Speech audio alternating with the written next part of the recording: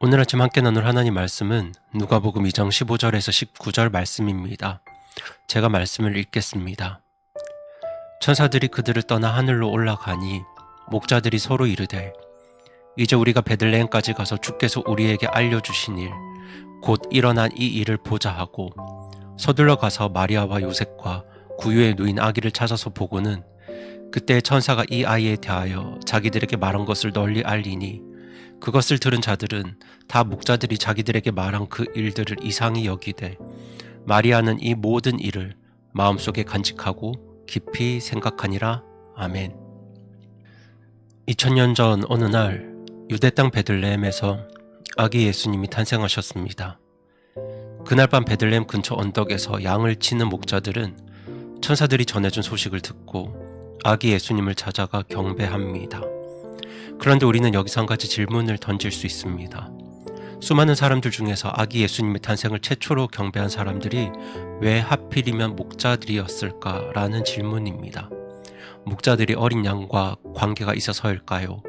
아니면 그들이 부지런하고 자기 일을 열심히 하던 사람이어서일까요? 사실 여기에 대한 몇 가지 설들이 있습니다. 첫 번째 설은 그 당시 목동들은 비천하고 배우지 못한 사람들이었기 때문에 선입견이 없었을 것이라는 설입니다. 메시아의 탄생을 백지처럼 받아들일 수 있는 그런 하얀 백지와도 같은 사람들이었기 때문이라는 추측입니다. 하지만 이것은 성경적으로 뒷받침이 안 되어서 설득력이 없습니다. 두 번째 설은 밤때 양떼를 지키며 자기 일에 충실하던 목자들에게 메시아를 경배하는 복을 주셨다는 설입니다. 하지만 이것도 별로 설득력은 없습니다. 세 번째 설은 예수님께서 이 땅의 약자들을 위해 오셨기 때문에 당시 사회적 약자였던 목자들에게 가장 먼저 기회를 주셨다는 설입니다. 하지만 이것도 성경적으로는 설득력이 낮습니다. 이 부분에 대해서 성경적으로 가장 설득력이 있는 이야기는 아기 예수님을 최초로 경배한 사람들이 레갑 가문의 후손들이었을 거라는 설입니다. 여기에 대해서 제가 조금 더 자세히 말씀을 드리겠습니다. 예수님께서는 베들레헴에서 태어나셨습니다. 베들레헴은 이스라엘의 수도 예루살렘과 차로 약 20분 거리에 있습니다. 그리고 예루살렘과 베들레헴 사이의 언덕에는 라봇 라헬이라는 지역이 있는데 이 지역의 옛 이름은 베탁게렘입니다. 느헤미야서에서는 이 지역에 대한 단서를 제공합니다. 느헤미야 3장 14절은 이렇게 말씀합니다. 그러나 거름문은 베탁게렘의 일부를 치리하는 자 레갑의 아들 말기야가 보수하되 그가 그 문을 건축하고 그것의 문짝과 자물쇠와 빗장을 달았더라. 여기 느헤미야 말씀을 보면 베탁게렘을 치리하는 자를 레갑의 아들 말기야라고 소개합니다. 구약 성경에서 아들이라는 단어는 자주 후손이라는 뜻으로 쓰입니다. 그러니까 이 말기야는 레갑 족속의 후손을 의미합니다. 레갑 족속은 모세 때 미디안 광야에서 유목 생활을 하던 모세의 장인 이드로의 후손입니다.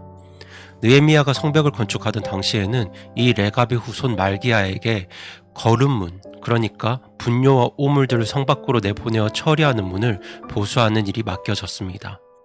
이렇게 느헤미야서에서 소개되는 레갑 사람들의 이야기는 약 150년 앞서 기록된 예레미야서에서도 등장합니다. 요시야 왕의 아들 요야김이 다스리던 때에 하나님께서는 예레미야를 레갑 사람들의 집에 보내십니다. 하나님께서는 그들을 주의 집으로 데려다가 포도주를 마시게 하라고 말씀하셨습니다. 그래서 예레미야는 그들을 하나님께서 지시한 방으로 데려가서 포도주를 마시라고 했습니다. 그런데 이때 레갑의 후손들은 예레미야의 말을 거부하고 포도주를 마시지 않습니다.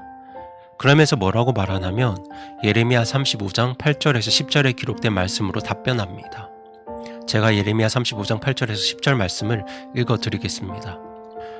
우리가 이와 같이 우리의 조상 레갑의 아들 요나답이 우리에게 명한 모든 일에서 그의 음성에 순종하여 우리와 우리의 아내들과 우리의 아들들과 우리의 딸들이 우리의 평생 동안 포도주를 마시지 아니하고 우리를 위하여 거할 집들도 짓지 아니하며 포도원이나 밭이나 씨도 소유하지 아니하고 오직 장막에 거하여 우리 조상 요나답이 우리에게 명령한 모든 것에 따라 순종하고 행하였노라. 아멘. 지금 이 레갑 가문 사람들은 포도주를 마시지 않는 이유를 자신의 손조인 요나답의 명령 때문이라고 이야기합니다. 그런데 요나답이 그런 명령을 한 것은 이미 300년 전의 일이었습니다. 이 요나답이라는 사람은 예후 시대 사람으로 예후와 함께 바알 숭배자들을 진멸하는 데 참여했던 사람입니다. 이 예후 왕은 초창기의 신앙개혁을 단행했지만 그 개혁을 끝까지 이루지 못하고 중간에 바알신, 아세라신 같은 우상들을 받아들인 사람입니다. 신앙을 타협한 것이죠. 요나답은 이것에 격렬히 반대했지만 예후는 결국 요나답을 배신했고 하나님도 배신했습니다. 그런데 그렇게 예후가 하나님을 향한 신앙과 다른 우상 종교를 혼합하여 타협할 때 그 매개체가 되었던 것이 바로 무엇이냐면 술이었습니다. 그래서 요나답은 자기 가문 모든 사람들에게 술 마시지 말 것을 금주를 명령합니다. 어떤 윤리, 도덕적 차원에서 금주를 명령한 것이 아니라 신앙의 순수성과 정체성을 지키기 위해 하나님을 온전히 섬기자는 의지에서 금주를 명령한 것입니다. 그러니까 지금 요나답이 자기 가문 사람들에게 던지는 메시지는 이런 것입니다. 우리는 지금 신앙을 타협하고 있는 저 예후 왕과 함께하지 못합니다. 왕과 함께하지 못하기에 우리가 안정된 땅에 거하지 못하고 포도원이나 밭을 소유하지도 못하고 평생 장막 생활하는 또돌이 목동 생활을 할지라도 우리는 평생 술을 마시지 말고 하나님 향한 순수한 신앙을 지킵시다. 이것이 바로 요나답의 메시지였습니다.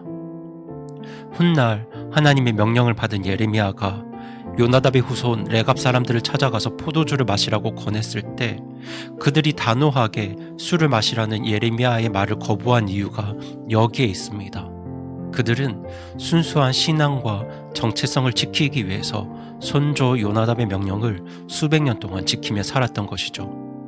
하나님은 예레미야를 통해서 이 레갑 가문 사람들의 순수한 신앙과 신실함을 드러내셨던 것입니다.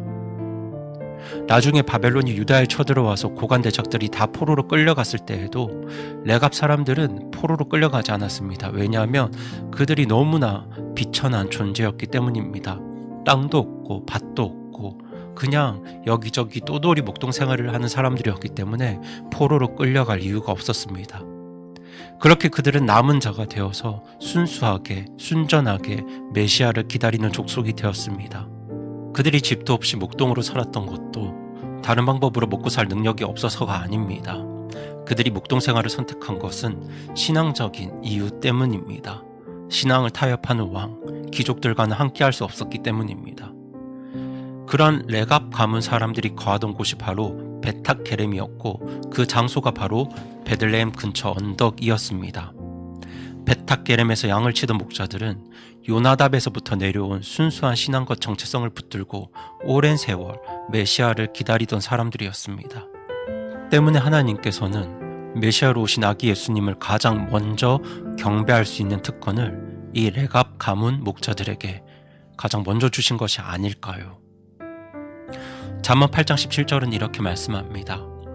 나를 사랑하는 자들을 내가 사랑하나니 일찍 나를 찾는 자들이 나를 만나리라. 아멘. 지난주가 성탄절이었습니다. 성탄절이지만 세상 많은 사람들은 예수님에 대한 관심도 기다림도 없이 그냥 살아갑니다. 여러분 어떠셨나요? 물론 지금 우리는 5명 이상 만나기 어려운 상황에서 한산한 성탄절을 보냈고 또 그렇게 연말을 보내게 되겠지만 그럼에도 많은 사람들은 오늘 누군가 만나기를 간절히 바라고 소망하며 살아갑니다. 그 대상이 가족일 수도 있고 연인일 수도 있고 친구일 수도 있겠죠. 하지만 오늘 우리가 가장 만나기를 기다리고 소망해야 할 분은 다른 누군가가 아니라 우리를 구원하신 예수 그리스도가 아닐까요? 여러분은 오늘 누구 만나기를 간절히 소망하고 계신가요? 적어도 2020년을 마무리하는 이쯤에 우리 모두가 다시 오실 예수님을 간절히 기다리는 마음으로 그분을 사모하는 마음으로 자리에 앉아 성경을 펴고 주님과 깊이 교제하는 시간을 가졌으면 합니다.